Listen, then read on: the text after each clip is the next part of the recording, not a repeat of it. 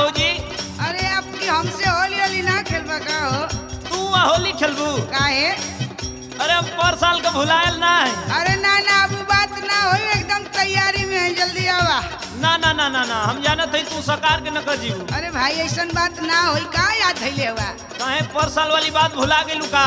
का कहली की गोरी आवात नाही नाही कैलू, फागुन में गोरी कैसो हमरा से राजी भैलू। कहली की गोरी आवात नाही नाही कैलू, फागुन में गोरी कैसो हमरा से राजी भैलू। त काहे रजाई में लूक गइलू, त काहे रजाई में लूक गइलू, गोरी देख पीछे कारी चिहुक गइलू।